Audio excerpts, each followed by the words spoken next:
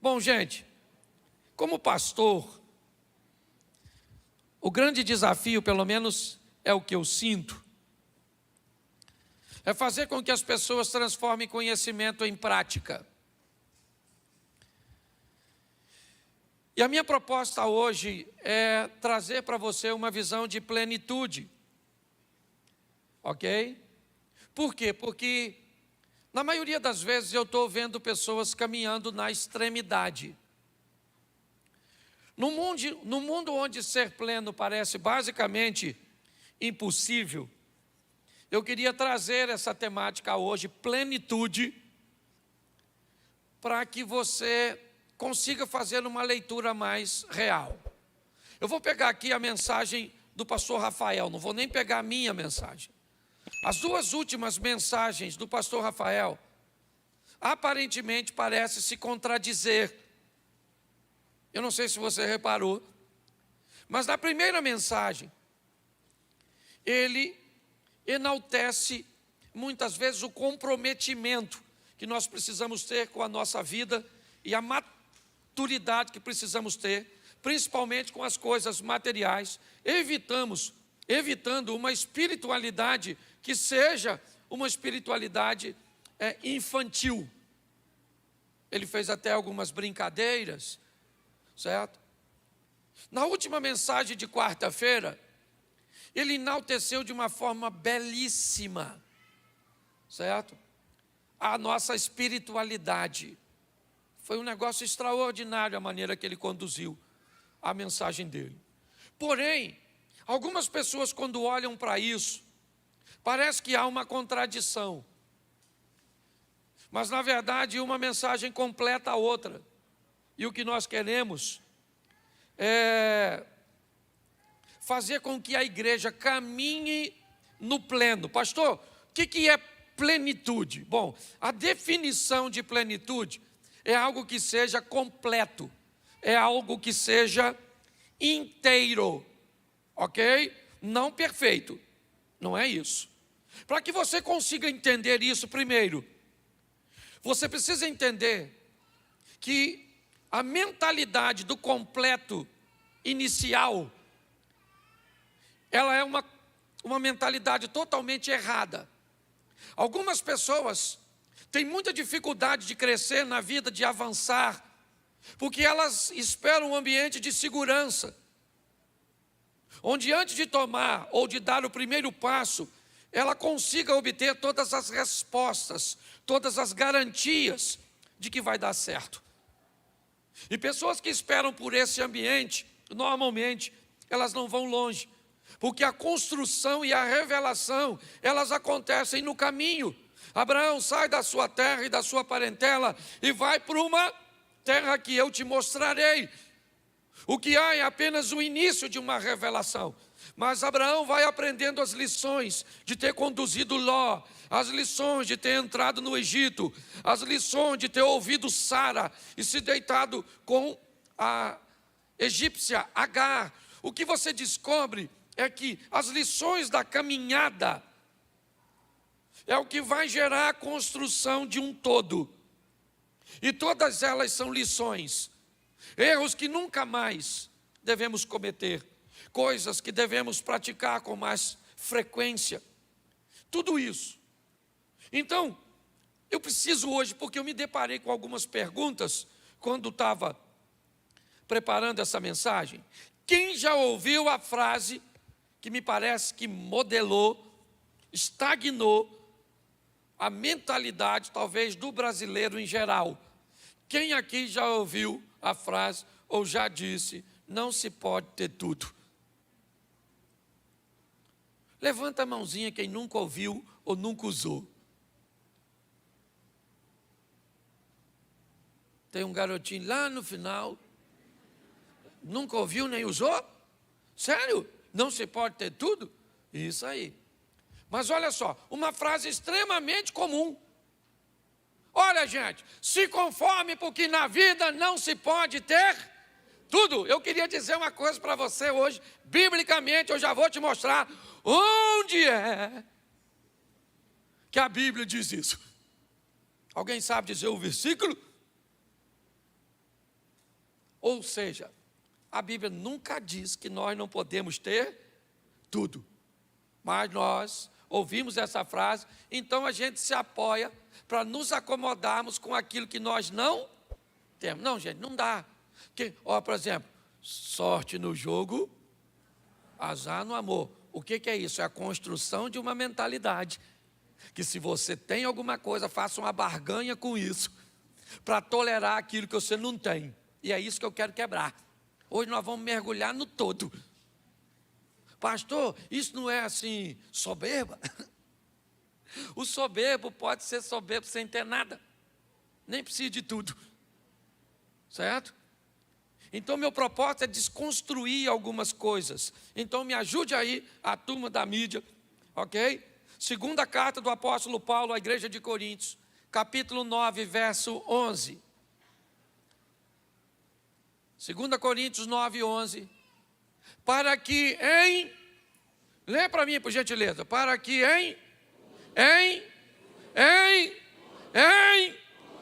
enriqueçais para toda a beneficência, a qual faz que por nós se deem graças seja rico de... Então a Bíblia está dizendo que você pode ter tudo, sim ou não? Sim ou não? Pois é. Pastor, mas a Bíblia diz que é para enriquecer em tudo, para ser benevolente, certo? E ajudar as pessoas, porque aí o nome de Deus vai ser glorificado através das nossas ações. Aprenda uma coisa, a Bíblia não tem problema com enriquecimento individual. Não tem. Pessoas na sua individualidade podem ser altamente ricos, certo? Pode ter dinheiro pra caramba. Só que você precisa entender uma coisa, a visão de Deus sempre foi coletiva. É reino, igreja, povo, nação, não tem problema. Mas eu quero que você entenda que a carta está sendo escrita e ela diz, o apóstolo Paulo está dizendo que é para que nós sejamos ricos em tudo. Pastor, mas você não acha que dinheiro faz algumas pessoas se perder? Vou tratar disso mais à frente. Só estou achando que nós estamos vivendo num ambiente de injustiça. Estamos punindo o equilibrado por causa do desequilibrado. Estamos fazendo com pessoas que sabem administrar bem sua vida, ok? Que o que ela tem não a transforma em outra pessoa, por causa de algumas pessoas que não sabem ter. Então, meu propósito aqui hoje é trazer você para o equilíbrio, fazer com que você olhe para uma ótica diferente. Então, só vou te mostrar texto que fala de fartura. 2 Samuel, capítulo 12, verso 8. 2 Samuel 12, 8. Coloca para mim. E te dei a casa de teu senhor, as mulheres de teu senhor em teu seio, e também te dei a casa de Israel e de Judá. E se isso é pouco, mas te acrescentaria tais e tais coisas. Isso é Deus conversando com Davi. Deus está dizendo para Davi, Davi, eu te dei muito. Eu te dei muito dinheiro, eu te dei muito poder, eu te dei muitos soldados, eu te dei muitas mulheres, eu te dei tudo. Mas se você achasse que isso fosse pouco, eu ainda te daria mais, uma visão de abundância. Deus não proíbe ninguém de ter fartura, de ser farto, de ser próspero. O que nós precisamos entender é que plenitude, e você já vai entender o que eu quero, né? É ter princípios e valores e controles para balancear aquilo que está chegando em doses, muitas vezes, extremamente elevadas. Pessoas, muitas vezes, que recebem um nível de fama alto. Tem algum problema em ser famoso? Não. Mas quando essa fama vem numa dose muito alta, esse indivíduo, se ele quer ser pleno, ele tem que preparar outra área da vida dele para fazer com que ela cresça para balancear com a fama. Senão ele fica soberbo, acha que é um artista, começa a tratar as pessoas de qualquer jeito. Me parece que é por causa dessa deficiência de controle de algumas pessoas que nós acabamos nos acomodando, achando que ter muito, que enriquecer, que receber coisas em diversas áreas, porque aqui nós não estamos falando apenas de riquezas. Te dei a casa de teu Senhor, te dei as mulheres, certo? Te dei Israel e Judá, e se isso fosse pouco, eu te dei vitória sobre o gigante. Quanto ele gastou ou ganhou com aquilo? Nada, porque nem o prêmio que ele ia ganhar para matar o gigante, ele ganhou. Quando olhamos para isso, o que eu quero que você veja é a visão da magnitude do que Deus quer fazer na sua vida. Eu chego na casa de pessoas, não faz sentido as pessoas viverem daquele jeito. Sentido. Se comportarem daquela maneira, tomar aquele tipo de decisão, ter aquele tipo de vocabulário, não cabe. Mas quando nós vamos olhar para as pessoas, elas se escondem atrás de um ambiente de humildade, de um ambiente de desapego a coisas materiais. Ou seja, elas ficam com medo. Tem gente que tem medo de prosperar porque acha que a prosperidade pode levá-la para o inferno. É isso que eu quero destruir hoje da sua mente. Eu quero que você saia daqui rico. Posso ouvir um amém?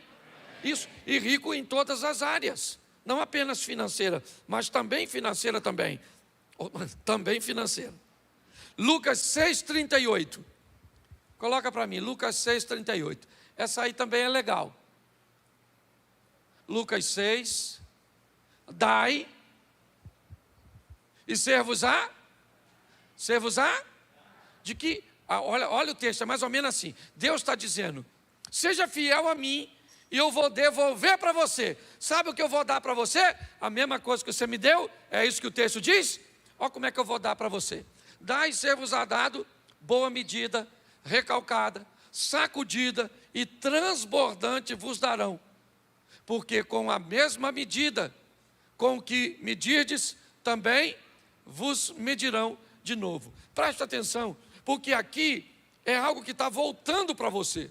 É Deus dizendo, mande para mim, que eu devolvo a você, numa dimensão muito maior, de cuja qual você me mandou. O que é isso? Uma visão de expansão, uma visão de crescimento, ok? Então, pautado nesses três textos, eu quero que você entenda, que 2 Coríntios 9:11, diz que você tem que ser rico em tudo. Fala tudo. Isso. Você tem que ter dinheiro, saúde, um bom casamento, um bom emprego, uma boa vida com Deus. Beleza. É tudo. Eu nunca fiz pipa. Tive habilidade para fazer pipa. Porque eu não sabia fazer vareta. Às vezes eu botava mais cola de um lado que do outro. Todas as vezes que eu ia botar minha pipa no alto, eu miserável. Aí eu tinha que ficar fazendo força. E a infeliz para lá. O que eu descobri que tem gente igualzinho eu. Só que não faz com a pipa, faz com a vida. Parece que caminha só no lugar. É para ganhar dinheiro, ele ganha. Não consegue uma mulher. Consegue nada. Aí o outro já tem uma vida extraordinária. Mas não tem um tostão no bolso. Já viu, conhece um povo assim? Ele não é pleno, ele vai muito numa direção só. O propósito nosso aqui hoje é fazer você, tu vai ser espiritual, é isso aí, maluco. Vai embora. Certo? Aprenda a domar seu dragão, lança fogo. Mas tem uma vida espiritual maneira, tem um casamento legal, tem uns filhos maneiros, é para caminhar tudo. Tudo direitinho. Ah, pastor, eu estou lascado da saúde. Menino, ontem deu um jeito aqui na coluna. Eu já estava com problema aqui. Aí agora, vem para cá. Eu falei, Senhor, tá ruim de ser feliz. Certo? Uma dorzinha aqui, outra lá, aquela coisa toda. Porque para gente ser feliz, ser pleno, também tem que ter saúde, sim ou não? Um pouco de cada coisa. Não é tudo de tudo. E é isso que eu quero mostrar a você. Porém, olha que texto maneiro esse aqui, não sei se você vai reconhecê-lo, porque a gente escuta ele demais, ele é bonito, Mateus 16, 26. Te dei 3 textos de abundância. Agora eu vou te dar um dos textos mais perigosos que eu conheço. Mateus. Lê para mim a igreja do Senhor.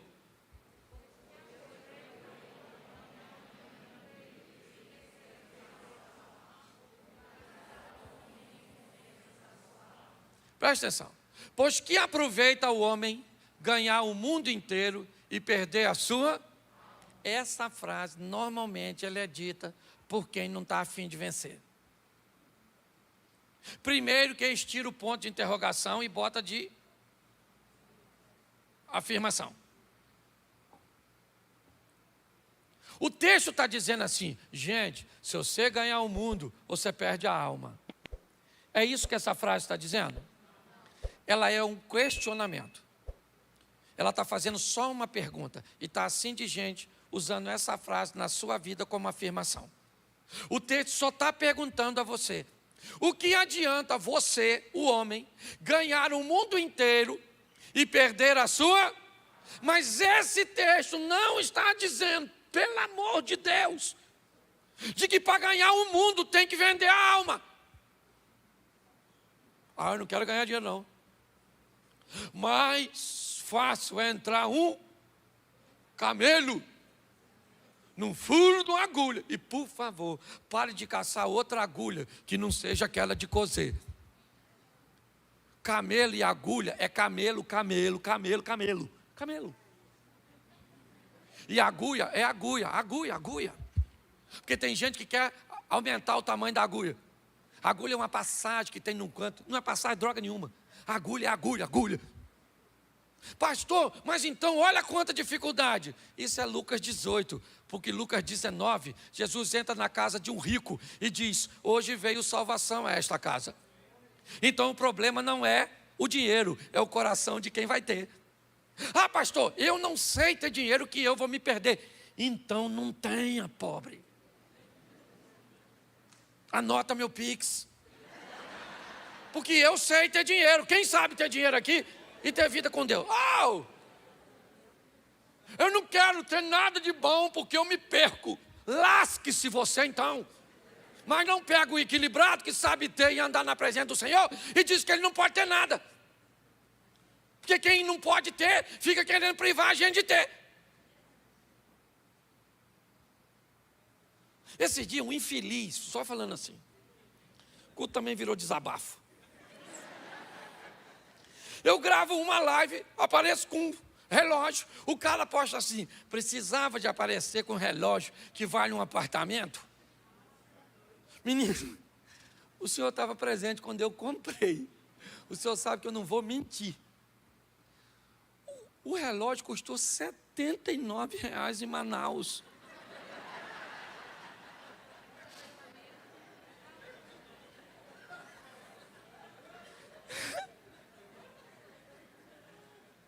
E se você ver os comentários, que absurdo, um relógio desse. E eu querendo trocar ele por uma bicicleta. Eu já trocava porque eu estava no lucro de mais de 300%. Porque quem não tem, é isso que eu quero que, pelo amor de Deus, destrua essa mentalidade. A Bíblia está dizendo, ganhe, até porque, coloca aí o Salmo 115. Hoje eu precisava de umas 2 horas para pregar. Salmo 115, 14.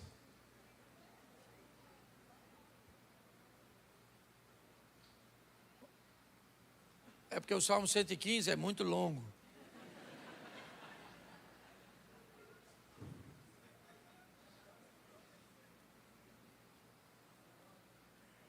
Cento e 15, 14. É porque está no final. Olha só. O Senhor vos aumentará cada vez mais. O Senhor vai fazer o quê? Se o Senhor vai me fazer crescer. Isso, cada vez mais. A você e aos seus. Olha só. Bota o versículo seguinte. O 15. Isso. Sede benditos do Senhor, que fez, o que ele fez? Ele fez o quê? Bota o 16. Os céus são céus do? Ele fez os céus e a? Ele disse que os céus são céus do? Mas a terra ele deu a quem? E quem são os filhos dos homens? Nós! Então a terra é para quem conquistar? Não! Primeira pessoa do singular. Isso! Porque quando fala nós, parece que é nós sem eu. Eu! Quem é que vai conquistar Xerém? Quem é que vai conquistar espaço? Quem é que vai conquistar recursos? Quem é que vai conquistar? Sou eu, porque aprenda uma coisa, se a terra ele deu aos filhos dos homens, ele fez os céus e a terra. O verso lá 14 diz que ele vai nos dar mais, nos enriquecer, a nós e aos nossos filhos. Aí ele diz, fez céus e terra, e diz claramente, os céus são dele e a terra é nossa, ou melhor, minha. Pastor, primeira vez que eu venho nesse lugar, nossa, que igreja legal, diferente. Porque Xerém é o meu lugar, é o meu bairro, é meu, maluco, está dominado. É meu, a mulher é minha, o neto é meu, os amigos são meus, é meu. Por quê? Porque a Bíblia diz que essa terra é nossa. Então para com essa palhaçada. Não, só o suficiente. Ah, pastor, eu não quero nada. Então vai embora para outra igreja. Some daqui, vai para a igreja do nada. Você está entendendo? Vai para outro canto. Porque aqui nós queremos que você, comece chegando de bicicleta, troque para moto, vá para um carro, ande nisso, naquilo, mude de casa, mude de bairro, mude tudo, mude sua gastronomia, se vista bem, viva o sensacional e depois vá para o céu. Não é permuta. Não é. Então, se a terra ele deu para os filhos dos homens, ah, pastor, não gostei dessa palavra, porque Jesus disse assim, os pobres sempre terei convosco. Ele disse isso, sim ou não? Sim ou não? Sim, mas ele disse quem era? Ele só falou assim, Cláudio, eu até imagino ele falando comigo. Cláudio, os pobres, você sempre terá com você. Os pobres eu sempre terei. Não está dizendo que eu tenho que ser. Aliás, não diz nem que ninguém tem que ser. Eles só vão existir, porque presta atenção, uma coisa é pobre, outra coisa é miserável.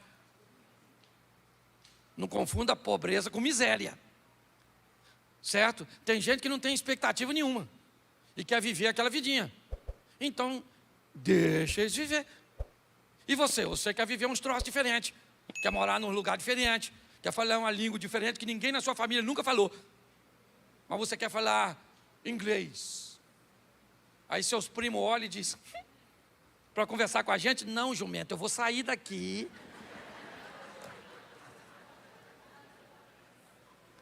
Sabe? Eu vou morar em outro lugar, não é você. Você só é uma parte da minha vida, você não é meu fim. Tem uns parentes que dá vontade de não falar, tem ou não tem? Isso. Então preste atenção. O que a Bíblia está dizendo é, tenha sem perder o equilíbrio. É só isso. Ok? Mas qual é o problema? Nós estamos privando os equilibrados por causa dos desequilibrados. Aí a gente começa a falar mentira. Você quer ver? Eu vou dar um exemplo que vai bagunçar, mas eu vou falar, talvez eu até me bagunce, mas eu vou falar. Beber é pecado? Sim ou não? Sim ou não? Se eu falar que é, eu estou cometendo mentira. Mas por que eu falo que é? Ou porque muitas vezes pessoas falam que é? Porque tem gente que se aproximar perto desse troço, acaba a vida, família, é porta de entrada para as drogas, violência doméstica, leva o dinheiro da pessoa, é um troço dos infernos. Sim ou não? Sim ou não? Mas tem gente que sabe usar? Sim ou não? Mas por causa dos desequilibrados, nós punimos todo mundo. É esse desequilíbrio que me incomoda no discurso. Porque, segundo a Bíblia diz, eu fui chamado para a libertação e não para ser prisioneiro de um texto dominador. Eu tenho que pregar a verdade. Você quer saber? Eu perdi 2 irmãos por causa de bebida. Você quer saber se eu bebo? Não. Você quer saber se eu recomendo bebida para você? Não recomendo. Mas eu não posso vir aqui e determinar uma coisa para a sua vida que a Bíblia não. Ah, pastor, mas tudo me é lícito, mas nem tudo me. Beleza, gente. Mas tem gente que vai fazer uso e nunca vai ter problema. Tem ou não tem? Porque vai ser pontual. Às vezes o cara vai numa cantina italiana comer uma massa para comemorar o dia do seu aniversário de casamento. Aí ele toma uma taça de vinho com a sua esposa. Eu vou vir aqui para o púlpito e dizer: você vai para o inferno, miserável, com vinho, tomando um drink com Satanás. Não, mas sabe qual é o problema? Porque olha só como é que o desequilíbrio. Aí é desequilíbrio. Aí o cara abre, sabe o que ele faz? O pastor falou que pode. Que agora os pinguços já estão dando. Ele vai esperar a boca secar para tomar cachaça pura. É ou não é verdade? Aí ele vai, bebe, tira uma.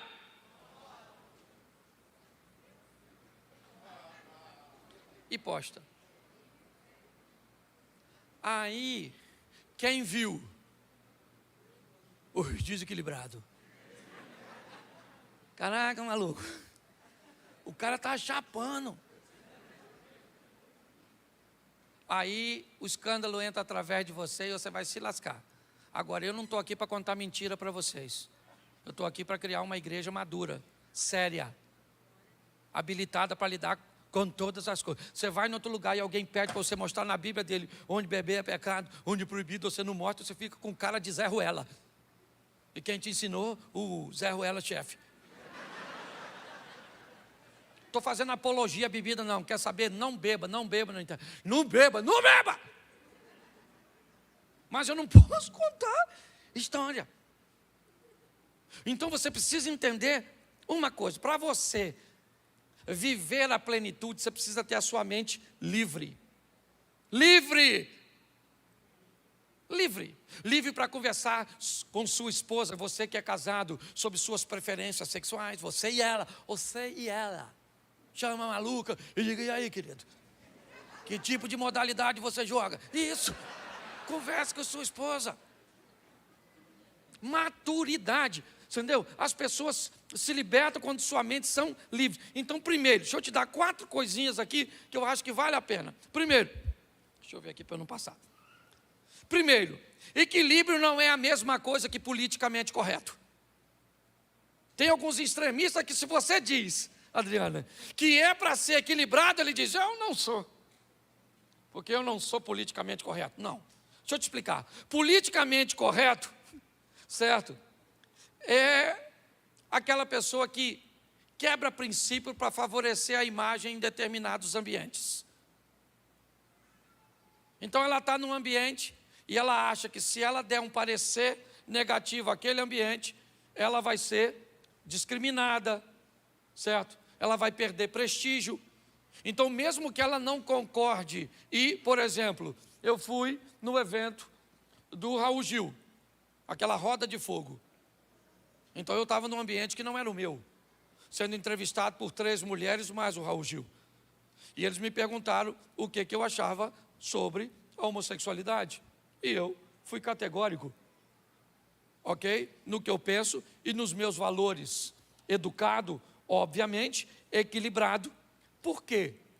Porque, preste atenção, equilíbrio, ao contrário de politicamente correto, você mantém o princípio para a realização pessoal. Enquanto o politicamente correto abre mão do princípio para manter a imagem, o equilibrado, ele mantém o princípio para a realização pessoal e não coletiva. Não é para todo mundo concordar comigo, é simplesmente para eu defender aquilo que eu acredito. Então, se você não tiver essa posição do que eu creio e aprender a expor na sua família, na sua sala de aula, no seu trabalho, em qualquer lugar, o posicionamento que defenda a sua realização pessoal, você não consegue ter êxito. Porque você fica com medo das pessoas dizer que você é preconceituoso, que você é retrógrado, que você é marxista, que você é isso, que você é aquilo, ok? Então, entenda que equilíbrio não é ser politicamente correto. É se posicionar com respeito, defendendo o princípio da sua realização pessoal. É assim que funciona. Segunda coisa, aprenda que nesse ambiente, né, onde nós estamos sendo treinados, o sistema não é compensatório. Porque hoje eu estou vendo muita gente agindo como se fosse assim. Como se houvesse uma compensação, é aquilo que eu digo. Eu deixo de ter dinheiro para ser salvo. Porque se eu tiver uma coisa, eu abro mão de usar um brinco. Por quê? Porque eu faço uma fofoca. Mas aí eu compenso. Eu traio a minha esposa, mas eu dou dízimo. Não há sistema compensatório aqui não, querido. O que há é arrependimento, conversão, transformação. É assim que funciona. O sistema aqui não é compensatório. Então não pensa que você vai fazer alguma coisa. Porque é que eu nunca subi, a turma sabe, nunca, Osia caminha comigo, nunca perguntei quem é dizimista, quem não é, o que dizima, o que faz. Eu não sou fiscal da Receita do Céu. Para mim não interessa, desde que todos passam aquela porta por ali, dali para dentro minha esposa é minha ovelha, meu filho é minha ovelha, meu neto é minha ovelha. Se você é empresário, se você dá R$5 de dízimo, ou se você dá 50 mil, para mim é a mesma coisa. Não tem esse negócio comigo. Aqui o sistema não é compensatório, não bote isso na sua cabeça, não. Não, eu vou fazer uma ação social aqui, porque eu dei um deslize ali para dar uma compensada. Não funciona. Ok? Para ter uma coisa, eu não preciso abrir mão de outra. O que eu tenho que ter é vida com Deus. Terceiro, você precisa saber, se você quer ser pleno, precisa saber qual é a sua medida. Porque se você não souber a sua medida, você nunca vai ser pleno. Você sabe por quê? Porque sempre vai ter gente que tem mais que você. Então, qual é a sua medida? Esse dia eu estava num evento de caras milionários. Talvez o que tinha menos dinheiro tinha mais de 100 milhões. E o alvo deles era ser bilionário, igual a alguns camaradas que estavam lá. Aí eu pergunto a você, qual é o desafio disso? A ausência de entender qual é a sua medida. Parece que tem pessoas que funcionam como aquela bruxinha, como é que é da Branca de Neve? Não, a Branca de Neve é a maçã que come. Aquela do espelho. Espelho, espelho meu. Cinderela. Qual é o problema das pessoas? Espelho, espelho meu. Existe alguém que tem mais dinheiro do que eu? Existe alguém que mora numa casa melhor que a minha? Enquanto você não souber a sua medida, e esse é um problema sério, porque hoje, se você descobre a sua medida e vai para o meio de pessoas que não têm a maturidade para entender a deles, vão dizer que você estagnou. Você não pode estar satisfeito com o que você tem. Esse é o grande desafio. A plenitude, o que ela faz? Ela me faz ter o entendimento de que eu tenho a minha medida. E pronto. A minha medida. Ela é minha. Não interessa.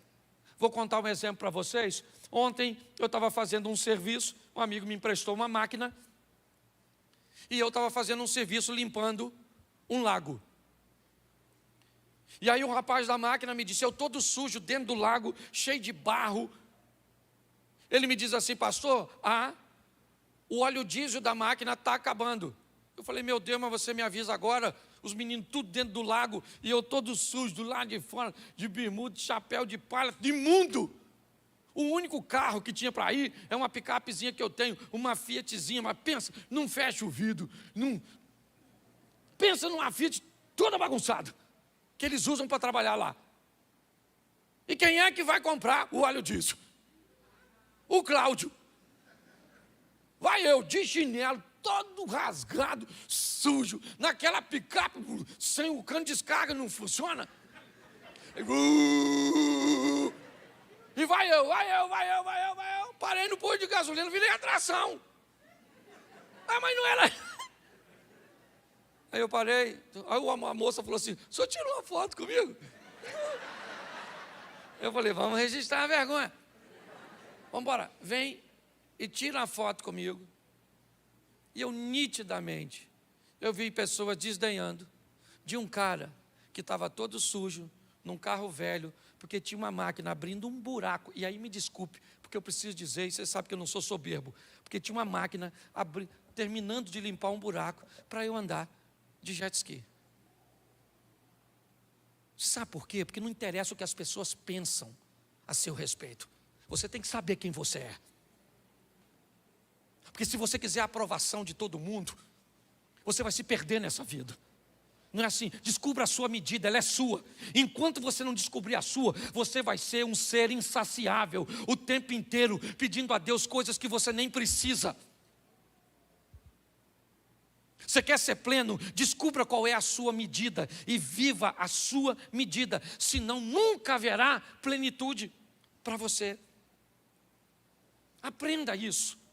Quarto, nunca perca o foco, nem negligencie os limites. Se você vai ter, aprenda algumas perguntinhas que seria muito importante você colocar na sua vida para que ela possa andar. Primeira, quantos dos seus problemas tem você como causa? Quantos dos seus problemas tem você como causa dos seus problemas? Segunda pergunta, quantos dos seus problemas, agora aqui, são causados por gestões ou gestão errada? Terceira pergunta, você tem medo ou se sente inseguro?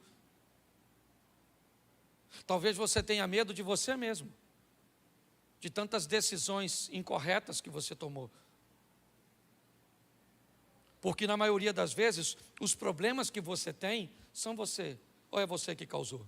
Eu peguei um texto e termino aqui. Segundo livro dos Reis, capítulo 4, verso 1. Preste atenção aqui, porque eu acho que vale a pena você olhar esse texto por esse prisma que eu quero te mostrar. E uma mulher, das mulheres dos filhos dos profetas, clamou a Eliseu dizendo, meu marido, teu servo, morreu. Tu sabes que teu servo temia o Senhor. Beleza. Esse cara era um cara legal e um servo de Deus. Mas aqui demonstra que apesar de ser um homem espiritual e servo de Deus, e veio o credor para levar meus 2 filhos para serem seus servos. Esse camarada aqui morreu e deixou a família numa fria, porque não aprendeu a ter gestão nessa terra. Esse é um tipo de problema. Esse é um tipo de problema. Bota o verso 14. Desse mesmo texto, 4,14. Então disse ele, que se há de fazer, pois por ela? E Geazi disse, ora ela não tem filho, e seu marido é velho. Presta atenção, 2 problemas. Colocaria um minúsculo e outro maiúsculo. Bom, essa mulher tem um problema, qual é? Seu esposo já é avançado, ela tem uma esterilidade, beleza, ela não pode gerar filhos. Esse é o problema dela. A outra mulher, o marido morreu e ela tem uma dívida para pagar. Se nós estivéssemos agora diante desses 2 problemas, qual hoje nós seríamos capazes de sair daqui? Com certeza que poderíamos ajudar essa mulher a resolver de forma assertiva o primeiro ou o segundo problema. O primeiro ou o segundo? Por que o primeiro? Porque o primeiro era de ordem material e foi causado por ela mesma, sim ou não? Isso. O problema que ela está enfrentando é um problema que o marido deixou para ela, de gestão. Hoje eu vou falar com você, a maioria das pessoas que eu vejo e converso tem problemas causados por gestão. Quantas mulheres nós temos aqui estéreis? Talvez pouquíssimas. Quantas pessoas nós temos aqui com câncer? Talvez pouquíssimas. Quantas pessoas nós temos aqui com um problema dessa magnitude? Aquele problema que o médico não consegue resolver, que ninguém consegue resolver. Mas eu vou dizer para você, com absoluta certeza, mais de 90% das pessoas que estão aqui dentro, hoje, têm problemas causados por elas mesmas ou por pessoas próximas. O problema é gestão, não é diabo, é gestão. É posicionamento, é postura. Isso melhora a vida na terra. Quer ir para o monte orar? Beleza. Isso te leva para a vida eterna. Investe em você e tem que fazer. É isso que eu quero que você entenda. Não quero puxar você para o desequilíbrio. Eu quero você no monte, orando espiritual, falando língua estranha, recebendo dons, vivendo sensacional. Mas eu não quero você sair do monte e ter que ir embora para casa a pé, porque você não tem dinheiro para passagem. Eu não quero ver você chegando aqui de carro zero, num carrão, morando numa casa, com uma conta bancária extraordinária, mas alguém que, apesar de tudo isso, não tem vida nenhuma com Deus. Meu propósito hoje é chamar você para ser inteiro, não é perfeito. Plenitude não é perfeição, é viver num ambiente inteiro. Para isso, você precisa de 6 áreas que eu considero: saúde, plenitude; família, plenitude; fé, plenitude; dinheiro, plenitude; vida amorosa, plenitude; realização coletiva, fazer algo para os outros. O que eu tenho? Eu tenho um pouco de tudo isso, porque tendo um pouco de tudo, eu tenho tudo. É só isso. O grande problema é que eu não posso ter aqui um pouco de 3 e me faltar 2. Não sou pleno. Hoje, quando eu olho para a minha vida, é isso que eu vejo. O que eu tenho? Um pouco de saúde, não falei de minhas dores, foi por isso que eu falei. Certo? O que eu tenho hoje? Um pouco de família. Minha família é muito pequena. Eu tenho 2 irmãos, 3 irmãos, na verdade, um por parte de mãe e 2 por parte de pai, minha mãe e algumas primas. Mas tenho uma família, né? Tenho meus filhos e minha turminha. Hoje eu tenho minha vida e minha caminhada de fé, que já está indo para 32 anos de equilíbrio. Tem gente, sabe, a Nailda caminha comigo aqui, né? Mais ou menos 30 anos, ela e o esposo. E o que acontece? Sabe, é sempre isso aqui, dinheiro. Eu nunca fui pobre demais e nunca fui rico demais. Minha vida amorosa, estou aí casado com a mulher, 30 anos de casado, 2 filhos, louvado seja o Senhor que me deu essa dona, casaria com ela de novo, vivo uma vida extraordinária, perfeita não, extraordinária. Realização coletiva, olha aí a igreja, os projetos, as pessoas que a gente pode abençoar, é ter um pouco de tudo.